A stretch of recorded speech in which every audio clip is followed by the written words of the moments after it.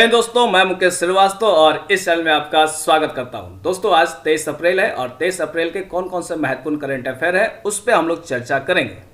शुरू करने से पहले मैं बोल दूं कि भाई अगर आप नए हैं तो मेरे चैनल को जरूर सब्सक्राइब कर लीजिए और अगर आपको बहुत सारे पीडीएफ चाहिए तो आप टेलीग्राम चैनल को भी आप ज्वाइन कर सकते हैं। साथ में फेसबुक पेज है और टिकटॉक भी है। टिकटॉक पे बहुत छोटे छोटे जीके ट्रिक का वीडियो मिलता है आपको। अगर आपको यहाँ पहुँचना है तो बस लिखना होगा मुकेश सर बक्सर। तो चलिए फिर शुरू करते हैं और देखते हैं कि पहला क्वेश्चन क्या है। पहला क्वेश्चन है फेसबुक ने, जी हाँ दोस्तों, फेसबुक ने हाल ही में मुकेश अंबानी की कंपनी है जियो में कितने हिस्सेदारी खरीदने की घोषणा की है। तो इसका जवाब होगा 9.99%। फेसबुक ने 22 अप्रैल 2020 को जियो प्लेटफॉर्म में 9.9 हिस्सेदारी के लिए 43,574 करोड़ रुपए के निवेश की घोषणा की है। जो फेसबुक के जो मालिक हैं, जो ऑनर है, उनका नाम है मार्क जुकरबर्ग। ठीक, और इनके पास बहुत सारे डाटा हैं और बार बार ये कंप्लेन आता है कि भाई फेसबुक का जो डाटा है, जो इंडियन डाटा है, कि जो कंज्यूमर है फेसबुक जब यूज करते हैं तो वो क्या पसंद करते हैं, क्या नहीं पसंद करते हैं, ये सब इन पे स्टोर होता है। तो कोर्ट ने कहा कि भाई आप जो डाटा है बाहर ना रखें, भारत के बाहर ना रखें, इंडिया में रखें। तो ये एक बहुत बड़ा डील माना जा सकता है और जियो को भी बहुत फायदा होने वाला है क्योंकि वो ई कॉमर्स में जाना चाहता है और ई कॉमर्स के रूप में बहुत दो बड़ी कंपनियां हैं, एक तो अमेजन है और फ्लिपकार्ट है। तो इसको टक्कर देने के लिए फेसबुक और जियो की एक बहुत बड़ी डील हुई है। देखिए, इस डील के बाद फेसबुक अब जियो के सबसे बड़ी शेयर होल्डर बन गई है। ठीक, जियो प्लेटफॉर्म्स जियो एयरलाइंस इंडस्ट्री लिमिटेड के पूर्ण स्वामित्व वाली सहायक कंपनी है जो तमाम प्रकार की डिजिटल सेवाएं प्रदान करती है। इसके ग्राहकों की संख्या जो है 38.8 करोड़ से अधिक है। जियो और फेसबुक के बीच तालमेल से डिजिटल इंडिया के लक्ष्य को हासिल करने में मदद मिलेगा। दूसरा क्वेश्चन है, सिंगापुर के जो प्रधानमंत्री हैं, आपको पता ही है कि भाई कोरोना का कहर चल रहा है, तो जो सिंगापुर के प्रधानमंत्री हैं ली स्नैन यूंग ने देश में लॉकडाउन जो बढ़ा दिया है। पहले था आपका 4 मई को समाप्त हो रहा था, जिसे बढ़ाकर कितने तारीख तक कर दिया है। तो इसका जवाब होगा 1 जून तक। देखिए, सिंगापुर के जो प्रधानमंत्री हैं ली स्नैन यूंग ने देश में जो लॉकडाउन है वो आंशिक रूप से बढ़ा दिया है और बढ़ा के 1 जून तक कर दिया है। ठीक, 1 जून तक कर दिया है, जो 4 मई को समाप्त तो होने वाला था। प्रधानमंत्री का यह बयान ऐसे समय में आया जब सिंगापुर में एक दिन में जो कोरोना के जो मरीज हैं 1111 नए केस हैं सामने आए और इसके बाद जो सिंगापुर की कुल कोरोना से संक्रमण जो मरीजों की संख्या हो गई है वो है 9,125। अमेरिकी राष्ट्रपति डोनाल्ड ट्रंप ने भारतीय मूल के किस अमेरिकी नागरिक को शीर्ष विज्ञान बोर्ड का सदस्य नियुक्त किया है। तो इसका जवाब होगा सुदर्शनम बाबू। जी हाँ दोस्तों, सुदर्शनम बाबू। डोनाल्ड ट्रंप ने भारतीय मूल के अमेरिकी नागरिक सुदर्शनम को शीर्ष विज्ञान बोर्ड का सदस्य नियुक्त किया है और यह सम्मान पाने वाले तीसरे भारतीय अमेरिकी होंगे।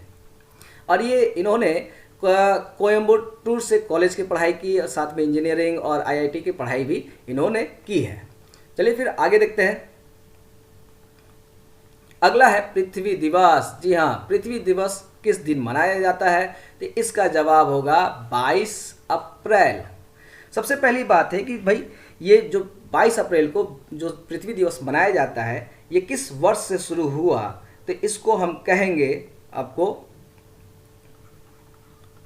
1970 से शुरू हुआ है। और किसने शुरू किया है, तो जो एक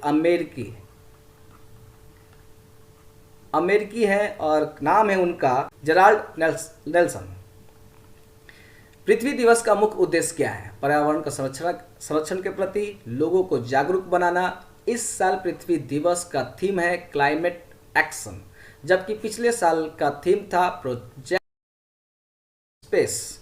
और पृथ्वी पर रहने वाले सभी जीव जंतुओं और पेड़ पौधों को बचाने तथा दुनिया भर में पर्यावरण के प्रति जागरूकता बढ़ाने के लक्ष्य के साथ ही पृथ्वी दिवस मनाया जाता है।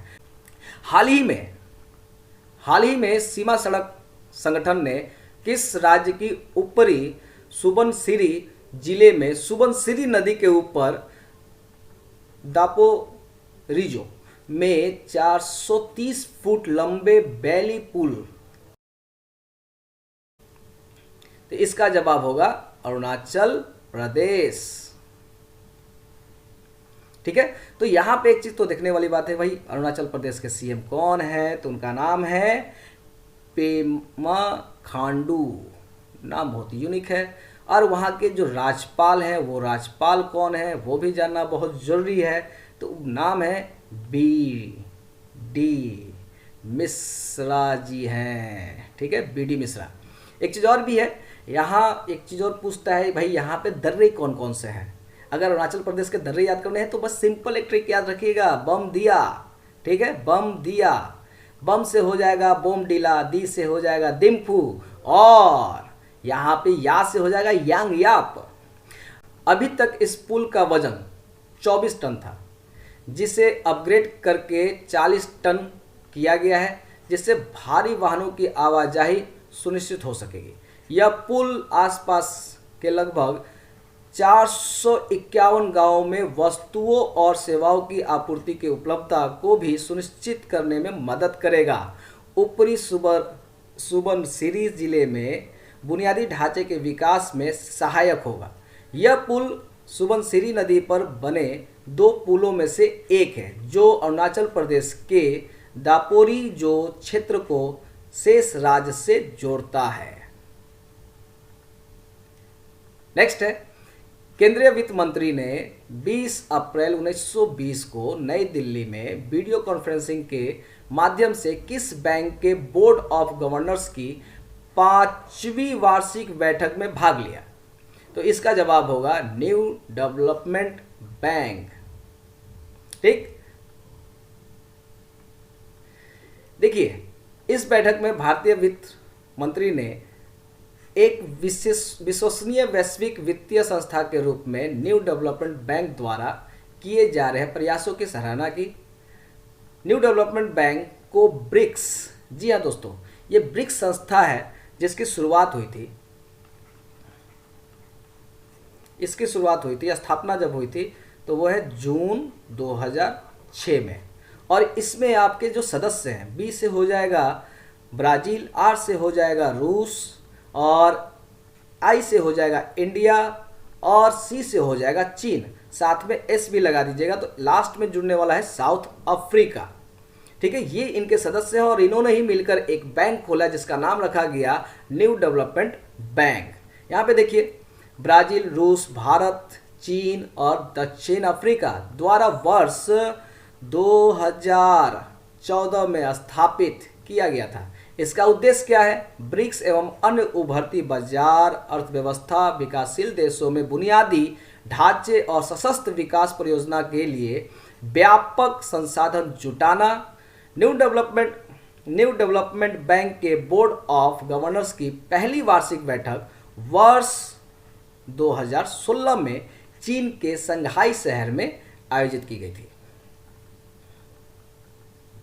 हाल ही में भारतीय प्रतिभूति और विनिमय बोर्ड, जिसे हम लोग शॉर्ट में हम लोग कहते हैं सेबी, ने विदेशी निवेश से जुड़े संरक्षक बैंकों को किस देश से आने वाले विदेशी निवेश की निगरानी में वृद्धि करने को कहा।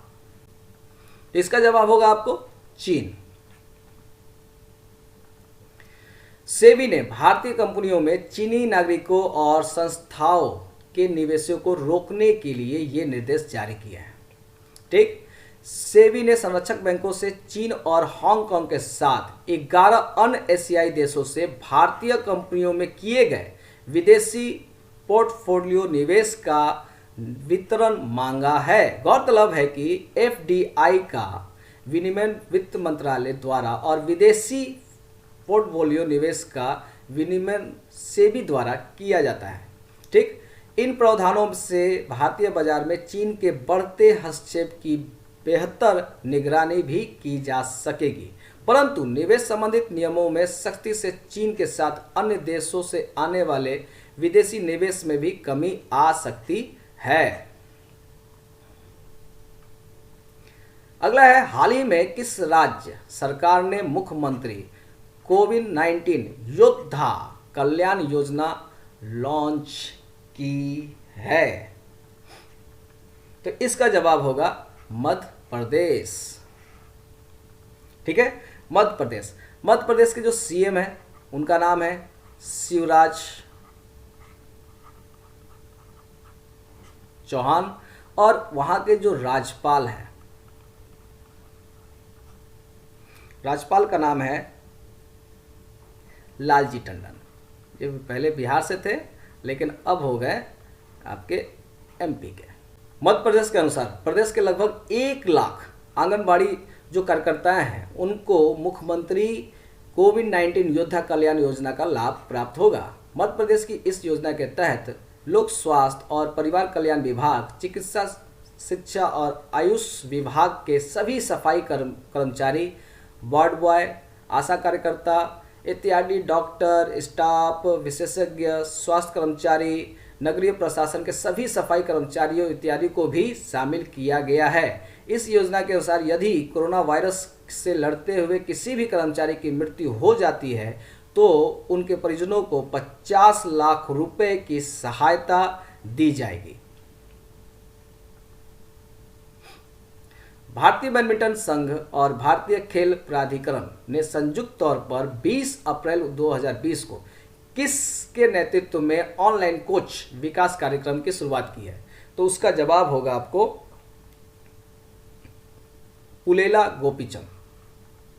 जी हाँ दोस्तों, पुलेला गोपीचंद। यह कार्यक्रम 3 सप्ताह तक हफ्ते में 5 दिन चलेगा और इस दौरान संपूर्ण कोर्स को 39 विषयों में बांटा गया है। इस ऑनलाइन कोच विकास कार्यक्रम के माध्यम से प्रशिक्षकों को शीर्ष स्तर के कोचों से विस्तार मिलेगा। पहले सत्र में कोच पुलेला गोपीचंद्र के अतिरिक्त 2 विदेशी कोच भी शामिल होंगे। खेल विशेषज्ञों के अनुसार यह बेहतरीन मंच है जिसके जरिए विदेशी कोचों का अनुभव प्रत्येक स्तर पर भारतीय प्रशिक्षकों तक पहुंच जाएगा या सकेगा और उनके कौशल में वृद्धि होगी। यह कार्यक्रम 8 मई तक चलेगा। किस राज्य सरकार ने मानसून से पहले राज्य में जल निकायों को गहरा करने के लिए सुजलाम सुफलाम जल संचय अभियान के 3रे संस्करण की शुरुआत की है? तो इसका जवाब होगा गुजरात। सबसे पहली बात कि भाई गुजरात के जो सीएम उनका नाम क्या है? तो नाम है विजय रूपाणी। ठीक है, और यहाँ के जो राज्यपाल हैं उनका राज्यपाल का नाम क्या है? आचार्य देवव्रत। प्लेटफॉर्म से जुड़िएगा और आपको सारे पीडीएफ मिल जाएंगे। ये जो डेली करंट अफेयर जो देख रहे हैं इसका अगर आपको डाउनलोड करना है तो आप डिस्क्रिप्शन में जाइए और लिंक पे क्लिक कीजिए और आराम से आप डाउनलोड कर सकते हैं। अगर और भी चाहते हैं पीडीएफ वीडियो तो आप टेलीग्राम ज्वाइन कर लीजिए और टिकटॉक पे भी बहुत सारे वीडियो आते रहेंगे। कैसा लगे ज़रूर बताइएगा और मिलते हैं नेक्स्ट वीडियो में। जय हिंद।